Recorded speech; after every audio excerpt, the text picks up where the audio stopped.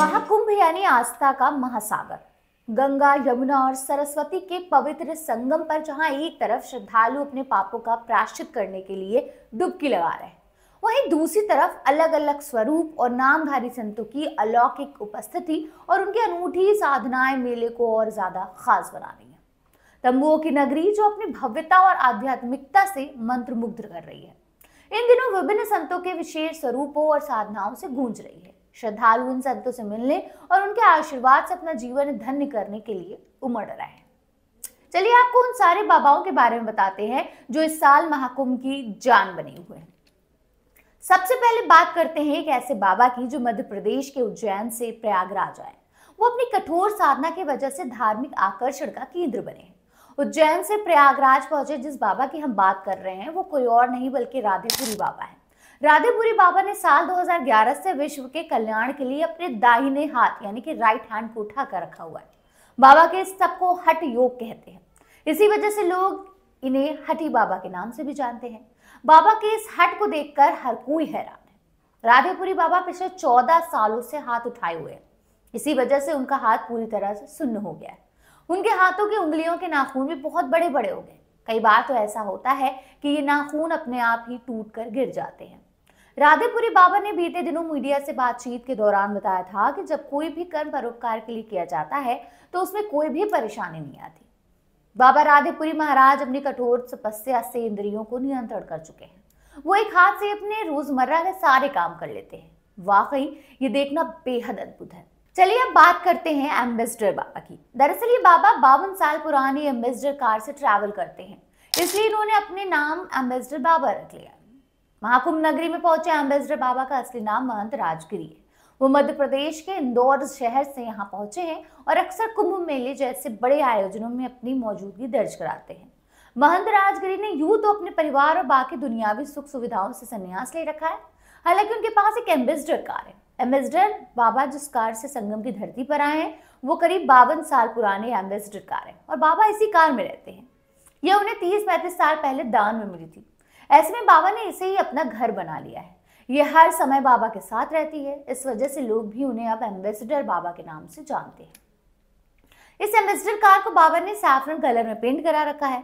Ambassador की ये car 1972 की मॉडल है। एम्बेसडर बाबा की उम्र 50 साल से ज्यादा है। उन्होंने बताया कि वो इसी कार से पिछले 4 साल से कुंभ में आ रहे हैं।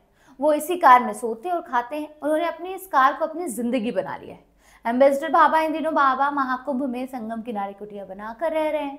उनकी अनोखी कार भी उनकी कुटिया के सामने खड़ी हुई है। बाबा का कहना है कि उन्होंने अपनी कार को मां का दर्जा दिया है। उन्हें इस कार में आध्यात्मिक शांति और संतुष्टि मिलती है। चलिए अब बात करते हैं अनाज वाले बाबा की। जी हाँ, प्रयागराज महाकुंभ में एक बाबा अपने सिर पर अनाज उगाकर सबका ध्यान खींच रहे हैं। पिछले 14 सालों से ये अनोखा काम कर रहे अनाज वाले बाबा इसे प्रसाद के रूप में बांटते हैं। बाबा का कहना है कि उन्होंने हरियाली और विश्व शांति का संदेश देने के लिए सिर पर फसल उगाना शुरू किया है। बाबा अपने सिर पर मिट्टी रखते हैं और उसमें बीज बो देते हैं। फिर वो अपने सिर पर उगी फसल को खाद पानी देते हैं। अगर आप भी महाकुंभ जा रहे हैं तो अनाज वाले बाबा से जरूर मिलिएगा। इस समय अनाज वाले बाबा ने अपने सिर पर जौ, गेहूं, बाजरा और चना जैसी फसलें उगा रखी हैं, जिसके चलते बाबा के सोने का तरीका भी अलग है।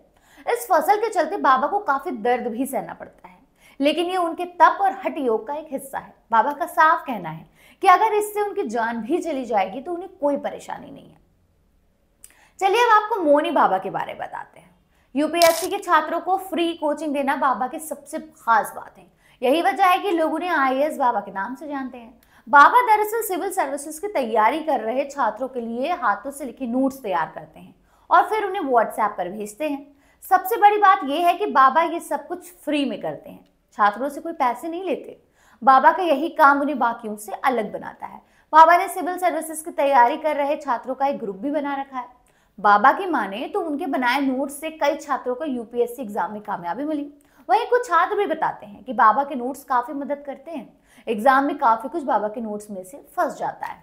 यूपीएससी वाले बाबा उर्फ मौनी बाबा मुंह से कुछ नहीं बोलते, हमेशा मौन रहते हैं। जो भी काम करना या करवाना होता है तो वो इशारों से या लिख कर करते हैं। आपको बता दें कि मौनी बाबा ने आजीवन मौन रहने का संकल्प लिया है। बताया जाता है कि बाबा ने लगभग 20 सालों से मौन धारण किया हुआ है।